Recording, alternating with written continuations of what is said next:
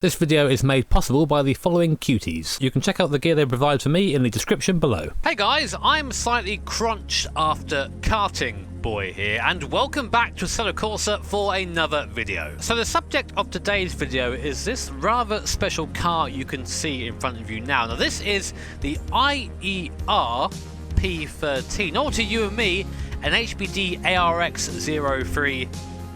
Lots of designations to remember there, and my brain really doesn't like it.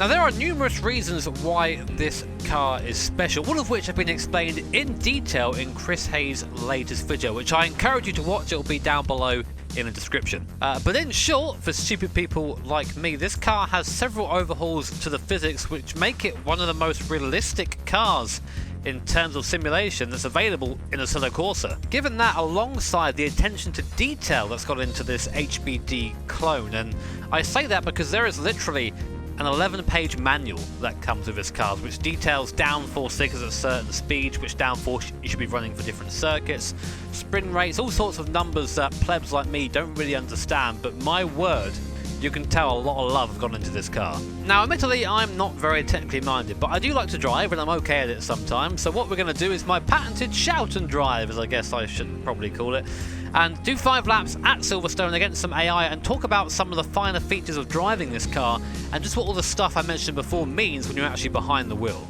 Right then, here we are inside our totally not HBD for 5 laps at Silverstone. We're doing a standing start, and I'll tell you why in a second. Let's wait for those lights to go off. Smash the throttle, get those rear tyres nice and toasty, and away we go then for 5 laps against the murderous AI in a field full of LMP1s. I couldn't be more at home. Coming down to T1 for the first time, and immediately you'll see I'm being very, very cautious because the AI have run into the mistake that I made and tried to yeet it through on cold tyres.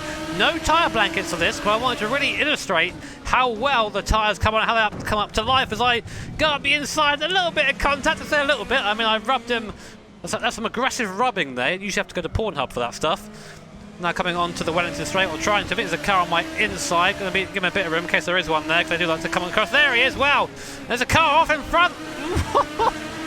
My word, the car getting away from me there as I tried to adjust my line to avoid the carnage going on ahead of me.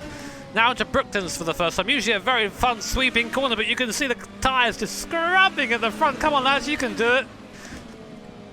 And this is the point I wanted to illustrate, because the way that the tyre temperature works with this car, whatever has been done to the tyre model has transformed it. It really has. Usually in Assetto Corsa, tyres heat up very quickly, and then if you have a slide or make a mistake and you scrub the tyres are then useless for the next half a lap or so. So right now I'm just illustrating how the car comes up with temperature. So right now I'm having a horrible time trying to get through the corners here at Silverstone, because look at that understeer. There's just nothing there. The tyres are cold. There's no grip. Having to try and slide it through some of the corners. The car doesn't like that, but as the race goes on, we're going to see them develop. We're going to see them really come up to temperature, and the difference in performance is just staggering. So coming up to Stowe for the first time. Usually this is quite a quick end of third gear, start of 4th gear corner there. I was right at the bottom of 3rd gear, just trying to get the car turned in. Brake heavy here. Downforce peels off, and even though, you see, look, big lock up on the way in. So first lap is one to forget, but the tyres are starting to get up to temperature now. That lock up actually probably would have helped as well.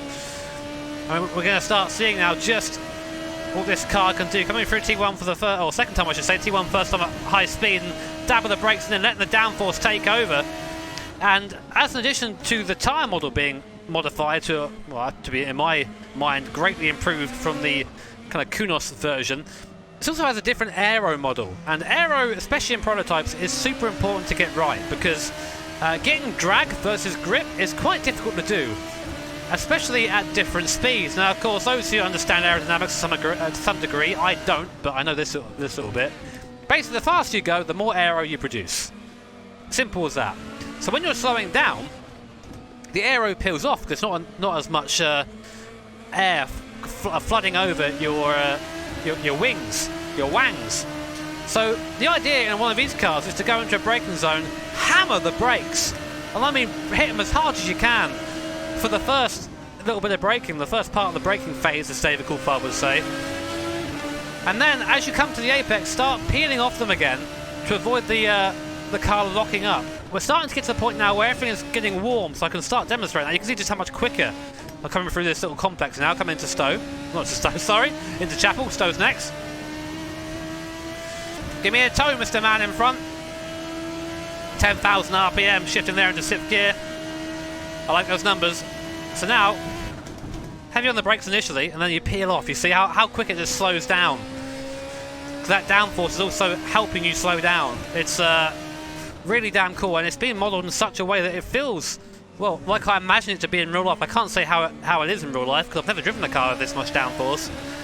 But it feels as I would imagine it to be, and watching it on board. It's pretty damn cool. So now coming through T1 again, just a little blend now. Not for that AI though, I'll take that. Thank you very much, mate. Keep it in 5th gear, all the way through there. Again, hammer the brakes, and then just ease off them, come into the apex, and the car will just switch over to mechanical grip, and it feels okay. Still sliding a little bit at the front there, but there is enough information to know what the tyres are doing, especially those front tyres.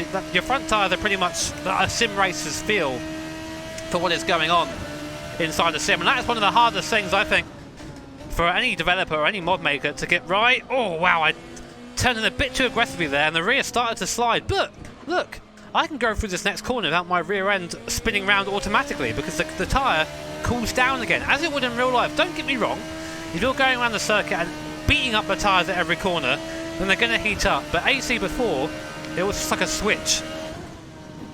That's been vastly improved with this car, it really has. You can make a mistake, slide off the course, and then after a corner, be back up to a, not your proper pace, but the car would be drivable, instead of sliding around like, well, a slidey thing.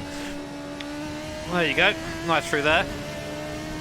But as I was saying, force feedback's one of those really difficult things to get right in any car, any mod, anything.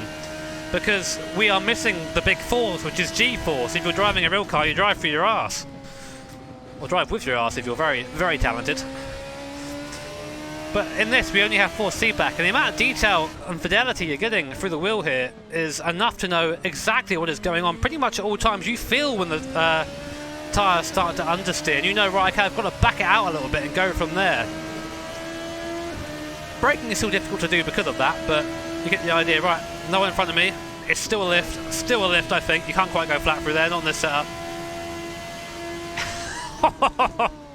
I just love holding 5th through there. It's such a great noise. You might be able to take 6th there. You probably would do an enduro just to save the engine a bit, but it sounds bloody marvellous. Right, let's try and catch up with this guy in front. I really enjoy driving this thing though. I honestly do. It's one of those cars where, how do you explain it? You want to just do more laps. You can jump into it and it feels, natural isn't the word, but it's not far from it. Second. Kind of straight line the exit there and go from the curb. I always say with cars, if you can jump into them and be up to speed fairly quickly because of the feedback you're getting, then the car is good. And the car, it's not simple. It's not easy to drive. There is, again, going back to the tyre model, there is an amount of slip in the tyres which allows the car to move around at high speed. Not ludicrous, not iRacing levels of slip. And that F3 in the F3 car before that got patched out. But enough for the car not to be planted. That's the worst thing you want, is have the car be so easily planted that there's, you know, it doesn't feel like there's anywhere to improve. This car has that level of challenge. You see it coming into Stowe here. The rear end is moving around on the way in. You can't just yeet it and go, yeah, it's fine. You have to be wary of that. And all these things that I've discussed, this is basically just a passion project. I mean, it is a paid mod, but given the amount of hours that have gone into it, I don't really see a problem with that.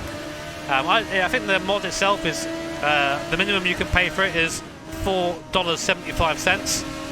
And this is iRacing quality in terms of modelling, in terms of all the functions of the car, in terms of setup. So maybe I'd say it's probably worth that and a bit more. Right, a couple more places now. Let's see what we can do. Head down in the toe. Doesn't really work in this, even though we are open cockpit. Let's see if we can give him a yeet. It's a bit slow into there. Oh, I see her battling the car on the way and trying to slow it down at the same time as carry some corner speed there. Just watch my inputs in the wheel there. That's me just reacting to the car moving. I'm not trying to do anything crazy through the corner.